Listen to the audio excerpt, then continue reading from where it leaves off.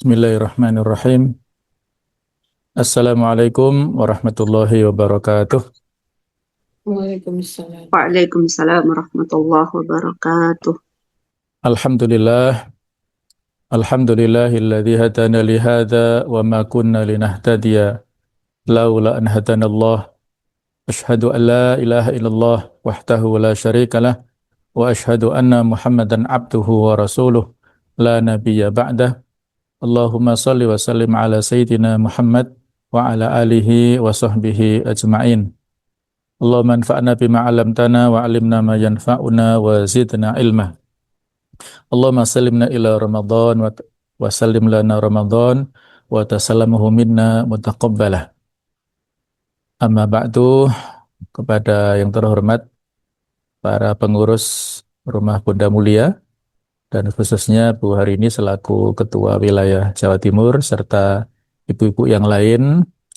Alhamdulillah, pada pagi hari ini Allah Ta'ala memberikan kesempatan kepada kita untuk bertemu walaupun lewat online. Mari kita menata niat semuanya untuk thalabul ilmi, mencari ilmu, kemudian juga niat bersilaturahim di antara kita, dan juga niat untuk menguatkan azam kita menyambut kedatangan bulan suci Ramadan yang penuh dengan keberkahan.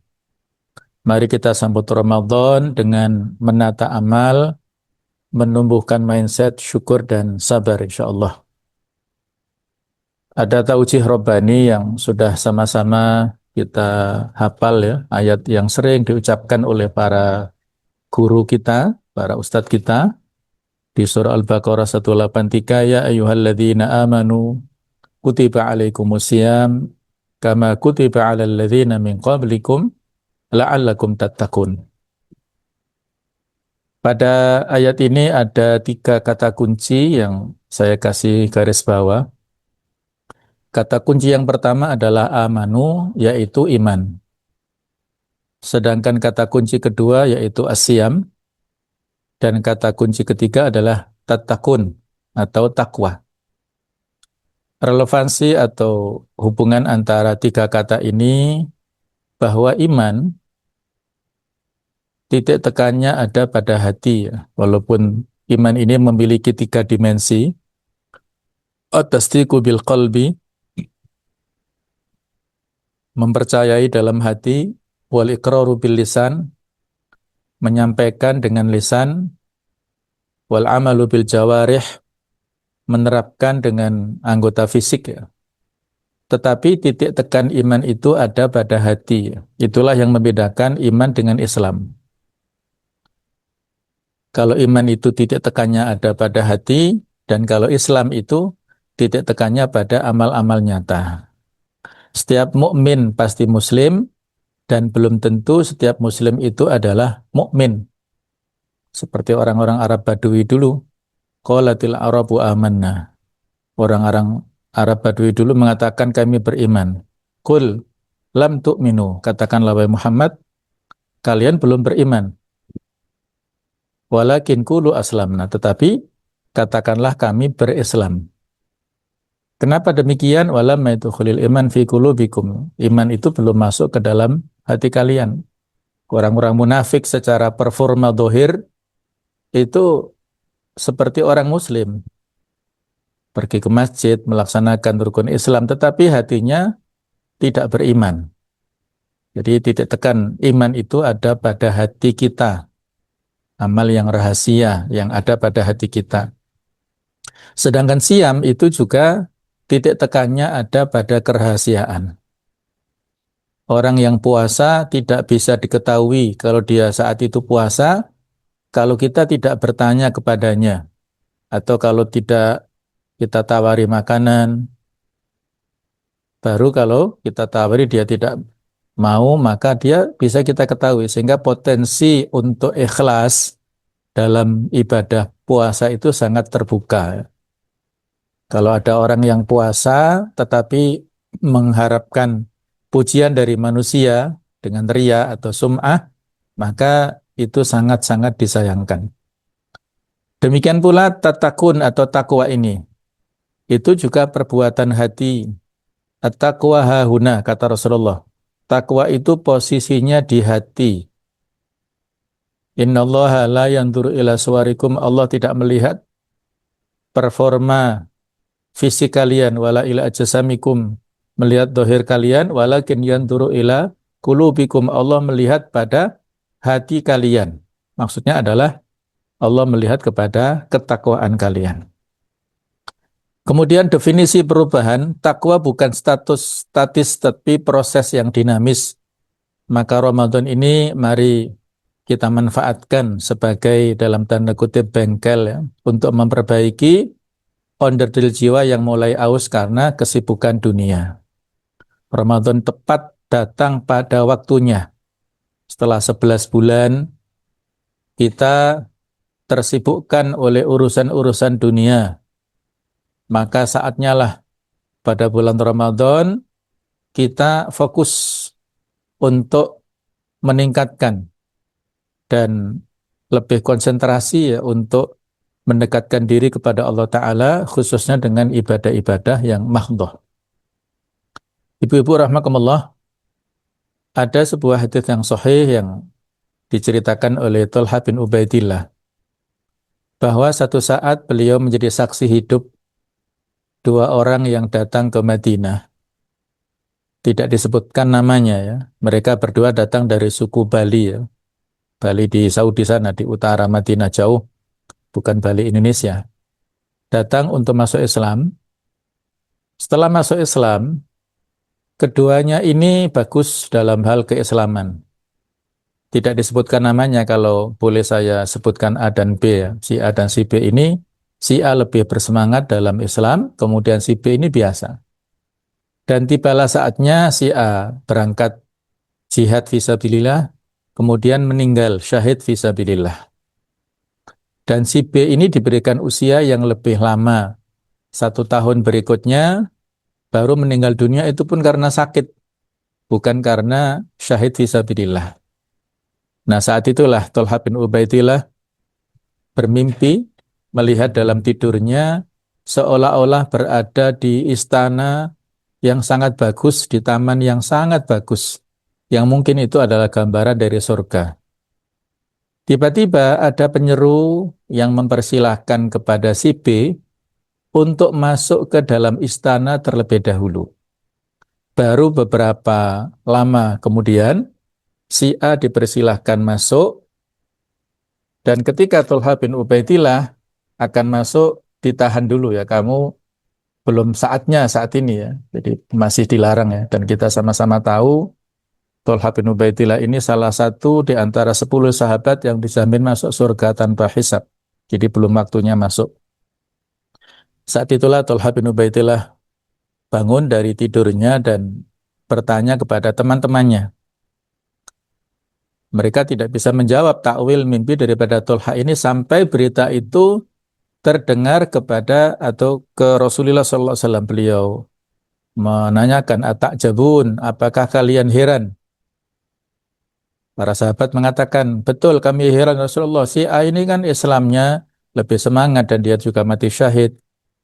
Kemudian kenapa si B masuk surga lebih dulu? Kata Rasulullah, bukankah Allah Ta'ala telah memberikan waktu kepada si B ini untuk 1 tahun lebih lama dibandingkan dengan si A. Waktu 1 tahun itulah dia bisa mendapatkan 1 kali Ramadan.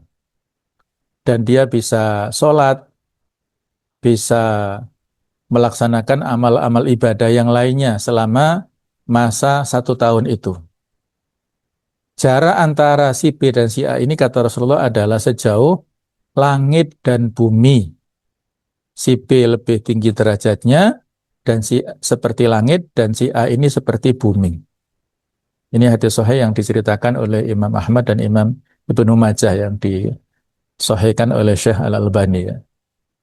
Dari kisah ini bisa kita ambil kesimpulan, sesungguhnya nikmat besar yang diberikan Allah Ta'ala kepada kita, yaitu nikmat waktu, nikmat usia. Banyak di antara saudara kita, famili, kawan-kawan yang lebih dulu meninggal dunia sebelum masuk Ramadan tahun ini. Dan kita pun juga tidak ada jaminan apakah masih hidup beberapa hari sehingga masuk Ramadan ya. Tapi paling tidak kita optimis, insya Allah akan dimasukkan di bulan Ramadan ini. Maka iman-iman kalau tidak kita manfaatkan kesempatan memasuki Ramadan ini dengan amal-amal kebaikan. Kalau kita kembali kepada cerita si A dan si B ini, pada waktu 1 tahun itulah si B bisa melaksanakan sholat. Seandainya 5 kali waktu sholat saja dia laksanakan setiap harinya, 5 kemudian dilaksanakan dengan berjamaah. Itu fadilahnya 27 derajat, 27 kali lipat. 5 kali 27. Waktu 1 tahun itu tahun Hijriah 360. Dan kalau dia laksanakan di Madinah, di Masjid Nabawi, kali 1000. Bisa dihitung sendiri ya, 5 kali 27, kali 360, kali 1000, maka kurang lebih. Itu ketemu angkanya 48,6 juta fadilahnya. Masya Allah. Belum lagi kalau dia laksanakan di Masjidil Haram, yang 1 kali sholat itu 100.000 kali nilainya. 5 kali 27 kali 360 kali 100.000. Itu kira-kira ketemu angka 4,8 miliar. Masya Allah. Jumlah yang sangat besar. Sehingga itu tadi, jarak antara si B dan si A ini seperti sejauh langit dan bumi. Sehingga Nabi mengatakan, khairun nas man tala umruhu wa hasuna amaluhu. Sebaik-baik orang manusia adalah orang yang panjang usianya dan bagus amalnya. Wa syarrun nas man tala umruhu wa sa'a amaluhu. Seburuk-buruk manusia yaitu yang umurnya panjang tetapi buruk kesehariannya. Mohon maaf ini ada yang mencoret-coret ya, saya tutup dulu ya. Mohon dikendalikan putra-putrinya, Afan. Ya, sebentar. Baik ya. Itulah hikmah yang bisa kita ambil dari kisah mimpi Thalhah bin Ubaidillah. Kemudian berikutnya ada hikmah kata-kata nasihat yang disampaikan oleh Ibnu Qudamah Al-Maqdisi. Beliau berkata, salah satu a'mal la tadkhulul mawazina yaumal qiyamah li'adhamiha. Ada 3 amalan yang tidak mampu ditimbang pada hari kiamat karena keagungannya. Kita semua berharap termasuk orang-orang yang nanti pada yaumul hisab, seperti yang digambarkan di akhir surat Al-Qari'ah, wa amma man thaqulat mawazinuh fa huwa fi 'ishatir radiyah. Orang yang amal kebaikannya berat, maka nanti akan mendapatkan kehidupan yang Allah ridhoi, masuk surga. Bagaimana cara memperberat timbangan amal kebaikan? Yaitu dengan melakukan 3 amalan mulia ini. Yang pertama al-afwu, memberi maaf kepada orang yang mendoliminya. Di surat Asy-Syura ayat 40, faman afa wa aslaha fa ajruhu 'ala Allah. Maka barang siapa yang memaafkan dan berbuat baik, maka pahalanya itu ditanggung oleh Allah Subhanahu wa taala. Allah yang mengcover pahalanya. Yang kedua adalah as-sabr. Di surat Az-Zumar ayat 10 Allah berfirman, innama yuwaffas sabiruna ajrahum bighairi hisab. Sesungguhnya dipenuhi kepada orang-orang yang bersabar pahala mereka dengan tanpa perhitungan ya, atau unlimited. Tidak ada batasan pahala untuk orang-orang yang bersabar. Yang ketiga adalah asyam, yaitu puasa. Sebagaimana disebutkan dalam hadits qudsi yang cukup panjang, saya potong di sini adalah kullu amali ibni Adam lahu illa saum fa innahu li wa ana ajzi bihi. Setiap amalan manusia itu miliknya kecuali puasa, maka sesungguhnya puasa itu milikku dan akulah yang memberikan pahala kepadanya. Inilah janji yang disampaikan dalam hadits qudsi ya untuk orang-orang yang rajin berpuasa, yang kalau di dalam tafsir hadits ini banyak versi ya, tetapi saya tertarik dengan penafsiran Sufyan bin Uyainah yang mengatakan bahwa nanti di akhirat masing-masing manusia itu membawa dosa sendiri-sendiri. Ada yang membawa dosa satu kresek, ada yang membawa dosa satu karung, bahkan ada yang membawa dosanya satu kampung dipikul. Itu bisa kita bayangkan betapa kasihannya dia. Maka setiap dosa yang dilakukan itu dihapus oleh kebaikan yang pernah dilakukan di dunia. Dikonversi ya. Amal kebaikannya menjadi kafarat dari amal keburukannya. Ketika orang ini amal kebaikannya sudah habis dan amal keburukannya masih tersisa banyak, dosanya masih tersisa banyak, saat itulah ada penyeru yang mengatakan, datangkan pahala puasa untuk orang ini. Sehingga ketika sudah didatangkan, seberapa banyak dosa-dosa yang tersisa itu dihapuskan oleh pahala puasanya. Sehingga ada penyeru untuk mempersilahkan orang ini masuk ke surga. Alhamdulillah. Itulah ya penafsiran wa ana ajzi bihi. Aku yang memberikan pahala kepadanya. Maka dalam hal ini mari ya bersama-sama kita menjadi ahlus saum, ahlus siyam ya. Apa bedanya asyam dan as-saum? Para ulama mengatakan, kebanyakan mengatakan sama. Tetapi sebagian mengatakan, kalau as-saum lebih umum, bisa untuk puasa, bermakna ibadah, bisa untuk menahan dari yang lain ya. Seperti di surat Maryam, inni nadartu lirrahmani sauma, falan ukallimal yawma insiyah. Itu Maryam puasa bicara, tidak mau menanggapi komentar-komentar orang Yahudi yang menuduh dia punya anak ya, berzina tanpa punya suami itu. Itu sauma ya, menggunakan wawu.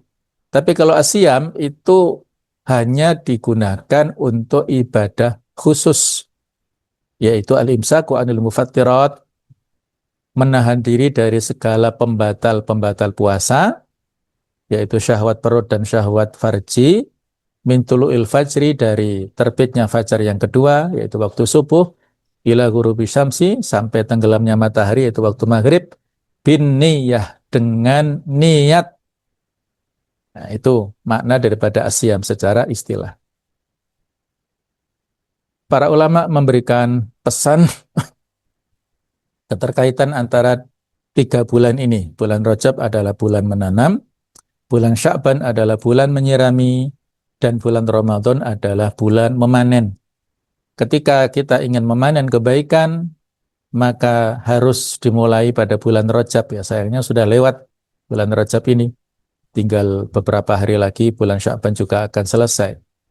Tapi tidak ada kata terlambat untuk persiapan ya. Kalau kita ingin memanen kebaikan, mari kita tanam kebaikan di bulan-bulan ini ya, di hari-hari ini. Kemudian ada hikmah atau nasihat yang bisa diambil kesimpulan dari surah At-Taubah ayat ke-46, bahwa ketidaksiapan itu berbuah pahit. Jadi ini adalah cerita tentang perang Tabuk yang terjadi pada tahun 9 Hijriah.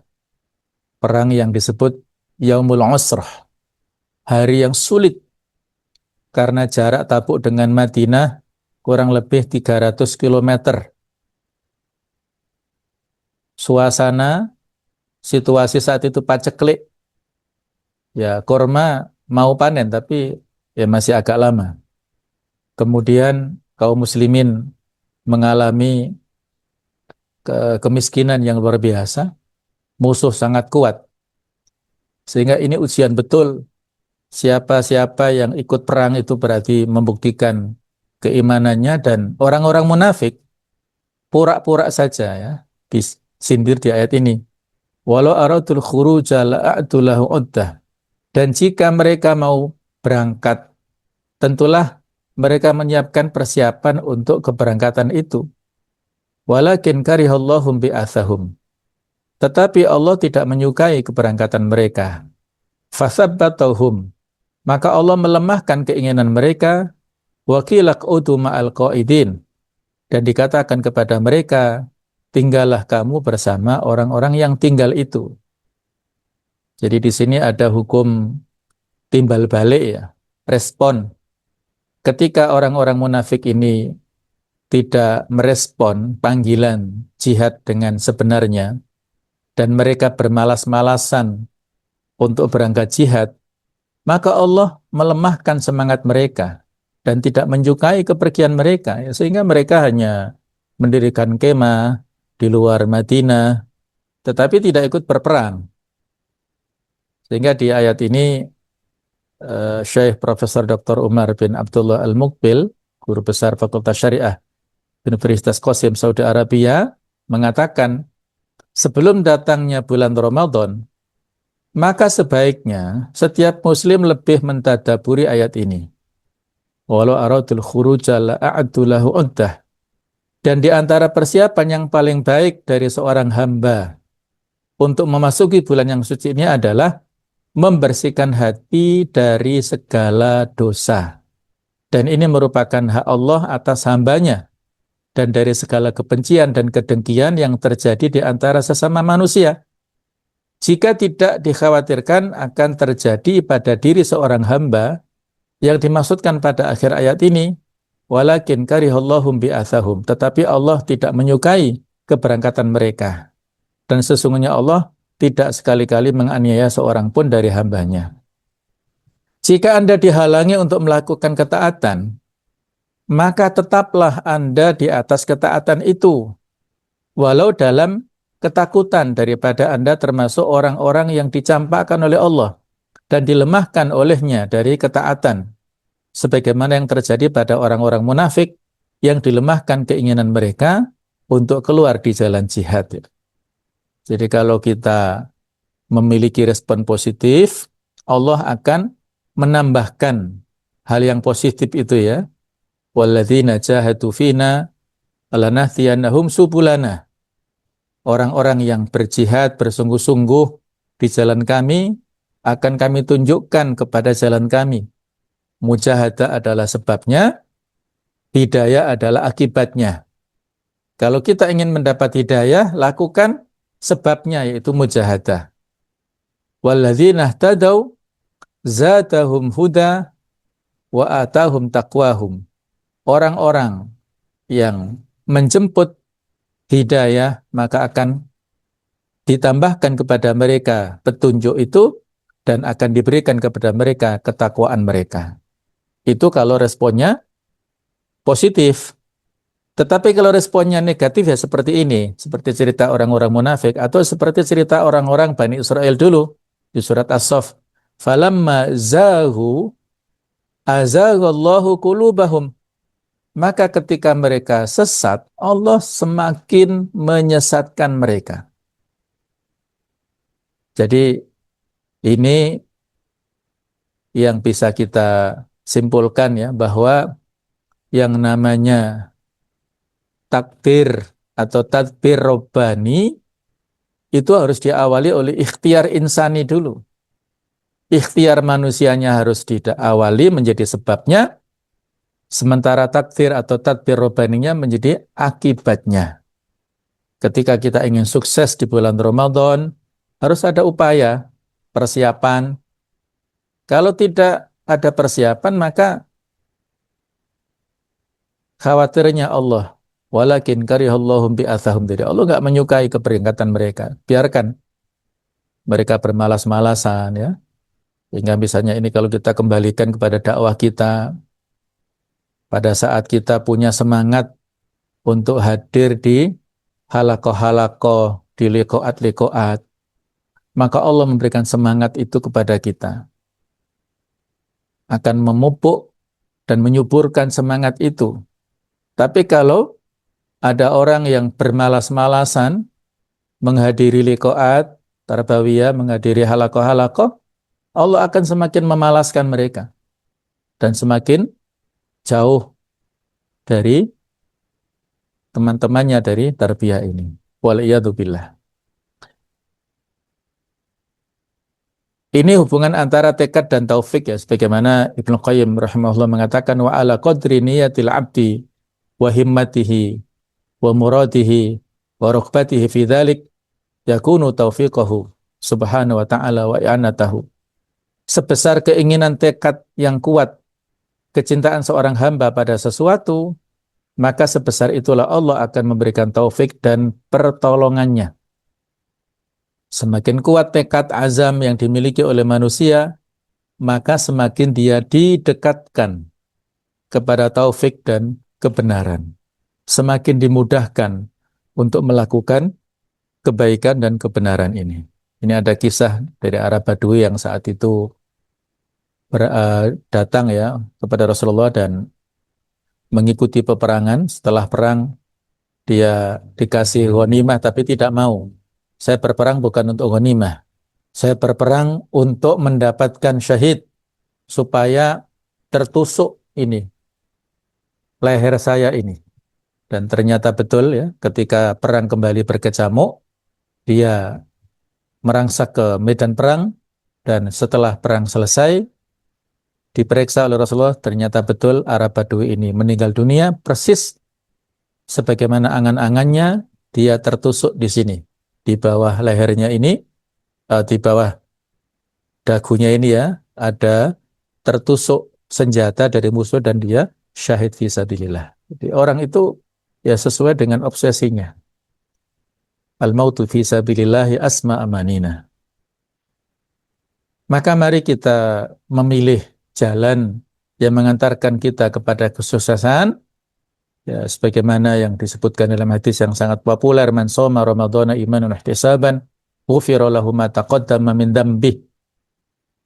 Sedangkan jangan sampai kita termasuk di antara orang-orang yang merugi. Seperti dalam hadis ini, warogi ma'an farajulin dakhul alai Ramadan tsumman salakha qabla an yughfar lahu. Sungguh amat rugi hina seorang yang Ramadan masuk padanya, kemudian Ramadan pergi sebelum diampuni dosa-dosanya. Dan inilah strategi optimalisasi, baik itu sebelum Ramadan, kemudian saat Ramadan atau ihya Ramadan, dan pembuktian nanti apakah amal kita diterima atau ditolak itu setelah Ramadan. Optimalisasi, implementasi nilai setelah Ramadan. Jika amal-amal kita diterima, maka tandanya kita istiqomah pasca Ramadan.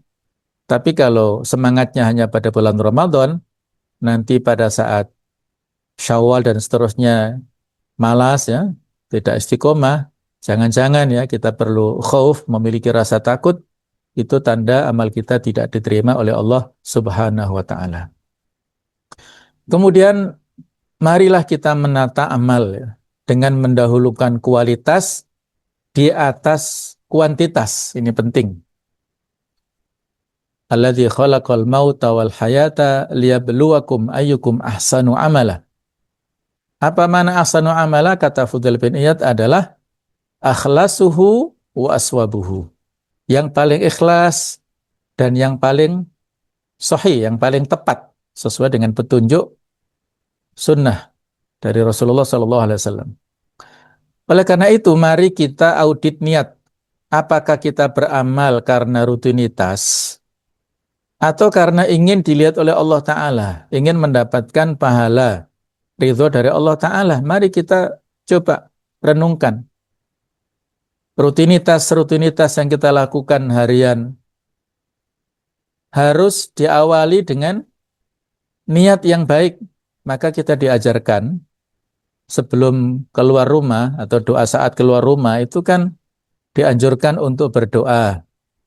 Bismillahi tawakkaltu 'alallah la haula wala quwata illa billah, supaya mengingatkan kepada kita bahwa keluarnya rumah kita ini bukan untuk main-main, bukan untuk tujuan duniawi, tapi lillahi ta'ala, untuk menunaikan perintah Allah Ta'ala, apakah dalam bentuk pekerjaan, apakah dalam bentuk berdakwah, apakah membantu orang, pokoknya amal-amal walaupun sifatnya itu mubah duniawi, ketika niatnya itu ikhlas untuk Allah Ta'ala bisa menjadi pahala. Kemudian amal prioritas bagi ibu-ibu, ya fardu over sunnah. Jangan sampai sibuk menyiapkan buka puasa bersama organisasi ya ataupun taklim, tapi sholat wajib mepet waktu. Nah, ini tidak pada tempatnya ya. Sholat harus tepat waktu, di awal waktu. Jangan sampai sibuk urusan-urusan duniawi, walaupun tujuannya baik, tapi sampai mengorbankan kewajiban yang mepet-mepet waktunya ini. Kemudian ada micro habit, lebih baik tadarus 1 lembar tapi konsisten dan paham artinya, daripada target khatam 3 kali tapi hati tidak hadir ya. Ini pilihan ya. Monggo silahkan dipertimbangkan. Yang lebih bagus ya banyak khatamnya, faham artinya. Tetapi ya kalau dipertimbangkan aulawiyatnya ya ini.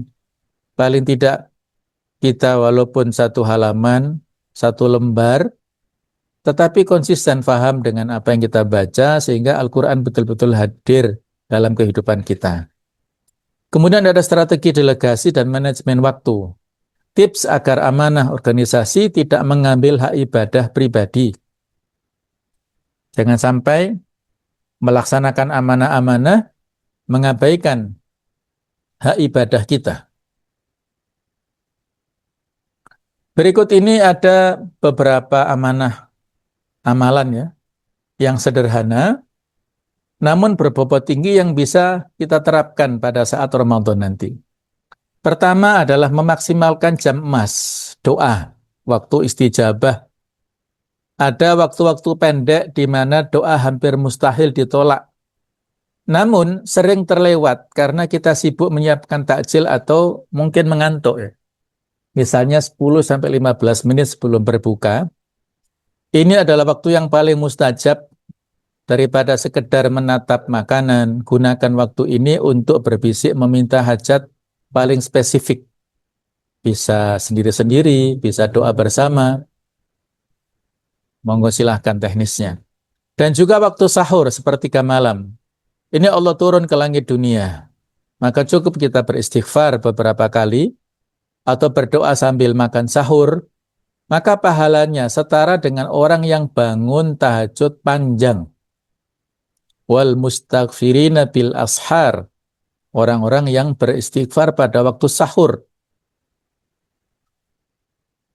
Yang kedua yaitu sedekah subuh dan memberi berbuka, walaupun minimalis. Pahala memberi makan orang berpuasa itu setara dengan pahala puasa orang tersebut, tanpa mengurangi pahalanya sedikit pun.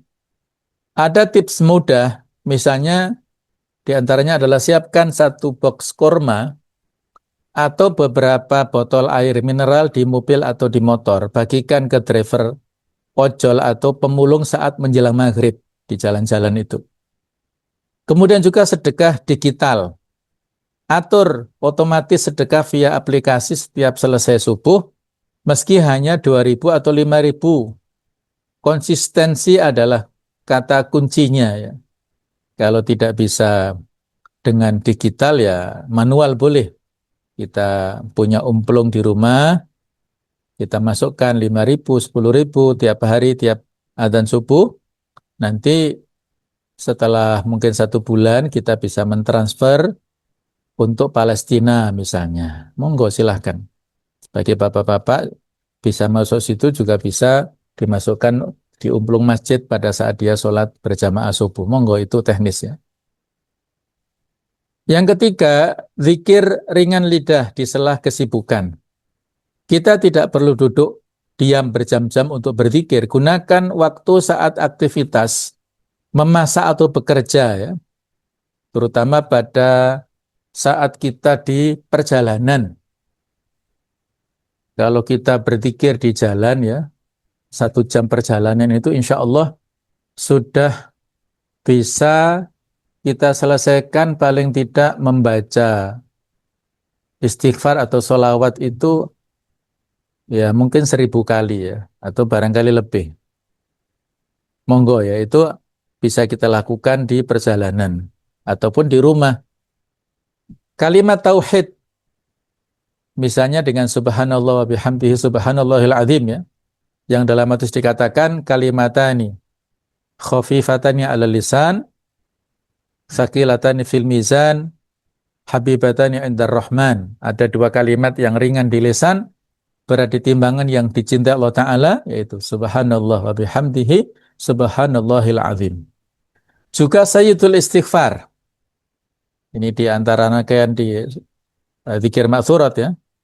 Paling tidak sekali setelah subuh dan sekali setelah maghrib. Yang lebih bagus 3 kali ya. Yang dalam hadis Sahih Bukhari dikatakan barang siapa yang membaca sayyidul istighfar pada waktu pagi dan siang harinya ditakdirkan meninggal dunia, dia masuk surga. Dan barang siapa yang membaca pada waktu sore hari, malam harinya meninggal dunia, dia juga masuk surga. Masya Allah. Kita semuanya pasti ingin masuk surga. Nah, bagaimana caranya? Di antaranya dengan membaca sayyidul istighfar. Yang keempat yaitu menjaga lisan, yaitu puasa pasif. Seringkali pahala puasa kita bocor karena ghibah, gosip, atau marah-marah di media sosial ya. Maka tips yang bisa kita lakukan jika merasa ingin berkomentar negatif atau berdebat, katakan dalam hati kita, ini so'im, sesungguhnya aku sedang puasa. Menahan diri dari satu dosa saat puasa nilainya jauh lebih besar daripada sekedar menahan lapar ya. Menahan lapar itu kan dari yang mubah. Makan, minum itu mubah. Tapi kenapa kita bisa sabar pada siang hari Ramadan ya? Karena iman. Jima ya itu mubah, silakan. Tapi ketika siang hari Ramadan ya bisa kita tahan. Nah uniknya, anehnya kita bisa menahan dari yang mubah, sementara dari yang haram tidak bisa sabar. Ribah itu kan haram ya? Walaupun bukan puasa. Malam pun juga haram, tapi banyak di antara kita yang tidak bisa menahannya. Sehingga substansi puasa menjadi hilang. Poin kelima, yaitu membaca Al-Quran satu baris. Jangan terbebani harus khatam berkali-kali jika memang waktunya sempit. Kalau bisa ya monggo silahkan, tapi kalau tidak bisa ya paling tidak ini. Yang penting adalah interaksi dengan Al-Quran setiap hari. Metode baca 1 atau 2 ayat beserta terjemahannya setelah sholat fardu, memahami 1 ayat jauh lebih baik daripada membaca 1 juz tanpa fokus sama sekali, tidak paham dengan apa yang dibaca. Bahkan yang perlu untuk kita lakukan bukan hanya membaca Al-Quran, tapi juga membaca hadis, membaca buku-buku dari para ulama kita dulu ya, membaca sirah perjalanan mereka, itu akan banyak memberikan inspirasi kebaikan pada kita. Ini contoh ya tentang tabel ringkasan amalan yang low effort dan high reward. Contohnya misalnya dalam hal amalan bagi air atau kurma, waktu terbaik adalah menjelang maghrib. Keutamaannya dapat pahala puasa orang lain tanpa mengurangi pahala yang puasa ini. Kemudian istighfar saat sahur, termasuk golongan yang didoakan malaikat. Doa singkat sebelum buka, insya Allah ini doa tidak tertolak. Dan zikir di jalan ya saat kerja atau kuliah. Ini mengisi timbangan pahala tanpa waktu khusus. Catatan, Allah melihat kualitas hati. Bukan sekedar jumlah angka amalan. Mulailah dari satu hal yang paling ringan, tapi lakukan setiap hari tanpa putus ya. Ahabbul a'mal ilallahi adwamuha wa in qalla. Amalan yang sangat Allah cintai itu adalah yang paling dawam, yang paling rutin, walaupun sedikit. Jumlahnya sedikit tetapi rutin, itu Allah suka. Allah cinta dengan itu. Sehingga mari kita kejar ya amal yang walaupun sedikit tetapi memberikan dampak yang sangat baik, sangat banyak. Berikutnya adalah menumbuhkan mindset syukur. Syukur ini bukan hanya ucapan alhamdulillah, tapi sebuah lensa cara kita memandang hidup. Syukur dalam kesibukan. Bersyukur karena dipilih Allah menjadi orang yang bermanfaat di organisasi. lelahnya pengurus adalah lilahnya hamba ya. Orang-orang lain belum tentu diberikan kesempatan untuk aktif dalam organisasi. Maka kita yang sudah diberikan kesempatan untuk berorganisasi dimanapun posisi jabatan itu hanya atributif ya. Yang paling penting adalah kontribusi kita di dalam kepengurusan itu apa. Walaupun posisinya puncak tetapi dia tidak punya kontribusi ya sama saja. Jadi mari kita syukuri yang karena dengan aktifnya kita berorganisasi ini akan bisa memberikan kemudahan menjadi wasilah untuk masuk surga insya Allah. Kemudian teknik jurnal syukur Ramadan. Mari bersama-sama ya, ibu-ibu ini setiap sahur atau berbuka menuliskan 3 hal kecil yang disyukuri hari itu. Monggo silakan dieksplor ya. Di keluarga, ya, ibunya, suaminya, anak-anaknya misalnya, coba sebutkan 3 hal yang wajib disyukuri yang ada pada hari ini misalnya, monggo. Kemudian melawan insecure. Di media sosial sering ada kompetisi siapa paling soleh. Syukur membantu kita fokus pada progres diri sendiri, bukan membandingkan dapur kita dengan ruang tamu orang lain. Ini wilayahnya sendiri-sendiri, bukan untuk dibanding-bandingkan. Berikutnya adalah menumbuhkan mindset sabar ini. Sabar adalah dalam tanda kutip otot yang dilatih saat puasa. Ada 3 jenis kesabaran. Yang pertama adalah sabar dalam ketaatan. Misalnya bangun tahajud saat ngantuk, misalnya ini perlu kesabaran. Sholat tarawih yang capek atau ngantuk ini perlu kesabaran. Apalagi kalau imamnya baca surat ayat-ayat yang lebih panjang ya, maka perlu kesabaran. Yang kedua, sabar menjauhi maksiat, menahan lisan dari ghibah saat rapat organisasi ataupun saat liqaat ya misalnya, harus dijauhi berghibah ini. Yang ketiga, sabar atas takdir menerima rencana program kerja tidak berjalan mulus ya. Pada musibah misalnya yang lebih jauh, harus dengan kesabaran. Sabar sebagai tombol jeda. Saat emosi naik karena anak rewel atau rekan organisasi pasif, maka gunakan puasa sebagai momen untuk berhenti sejenak sebelum bereaksi. Jadi jangan temperamen ya, perlu ada tombol jeda ini. Terutama pada momen awal pada saat kita mendapatkan hal-hal yang mengagetkan. Innama sabru inda sodmatil ula. Kesabaran itu diperlukan pada saat kesempatan pertama, ya, ketika mendapatkan musibah itu. Kemudian ini perlu untuk kita bersihkan ya dari hati kita racun-racun hati. Bahwa setiap kemaksiatan adalah racun dan merupakan penyakit dan perusak kesucian hati. Dan racun-racun hati yang paling banyak ditemukan dan reaksinya cukup keras bagi kelangsungan hidup hati ada 4 macam. Yang pertama disebut fudulul kalam, berlebihan dalam bicara, afatul lisan ya, berghibah, menggunjing, namimah dan macam-macam ya, kita tahan. Ya. Kemudian fudulun nadhar, berlebihan dalam memandang sesuatu yang haram ya. Kemudian fudulut ta'am, berlebihan dalam makanan. Walaupun puasa ya, misalnya saat berbuka jangan sampai balas dendam sehingga nanti akan bisa membuat nilai puasanya hilang ya. Kemudian berlebihan dalam bergaul, fudulul mukhalatah. Silakan kita bergaul untuk berdakwah. Tetapi kalau kita bergaul kemudian dikotori ya, terkontaminasi oleh kawan-kawan yang buruk, maka jangan. Yang ketiga, tadi kan ada strategi persiapan, optimalisasi, kemudian optimalisasi menghidupkan Ramadan. Nah, yang berikutnya adalah strategi output pasca Ramadan ini. Agar perubahan tidak berhenti di hari raya Idul Fitri saja, maka pola 21 hari secara psikologis, kebiasaan baru terbentuk dalam 21 hari. Ramadan memberi kita 30 hari. Ini waktu yang lebih cukup untuk membentuk karakter baru insya Allah. Sehingga mari istiqomah. Rasulullah bersabda, amalan yang paling dicintai Allah Ta'ala adalah yang rutin meskipun sedikit, tadi hadisnya sudah saya sebutkan.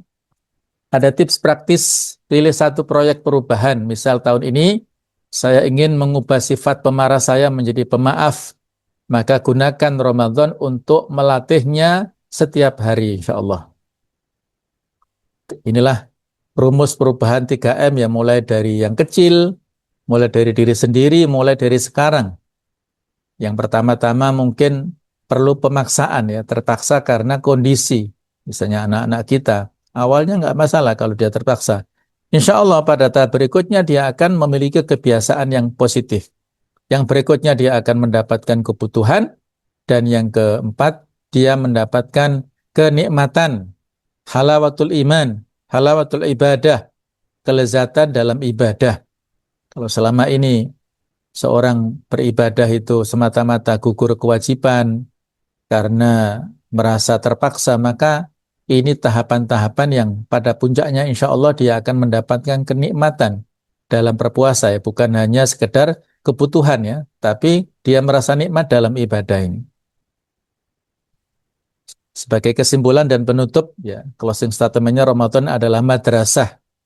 Syukur adalah bahan bakarnya. Sabar adalah remnya.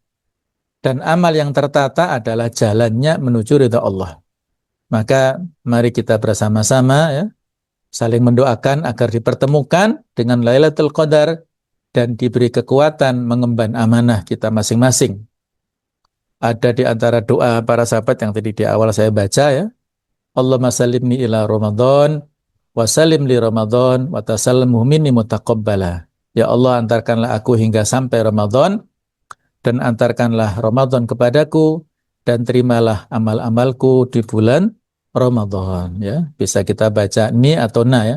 Biasanya saya suka dengan kata ganti kami ya. Allahumma salimna ila Ramadan wa salim lana Ramadan wa tasallamhu minna mutaqabbalah. Ini untuk diri pribadi, untuk istri, untuk keluarga, untuk anak-anak tercover dari kata ganti na ini. Demikianlah, terima kasih atas segala perhatian Ibu semuanya. Ya, pergi ke Mekah membawa doa, singgah sebentar di kota Madinah, rindu Ramadan menyapa jiwa, semangat dakwah semakin istiqomah insyaallah. Barakallahu fikum. Wassalamualaikum warahmatullahi wabarakatuh.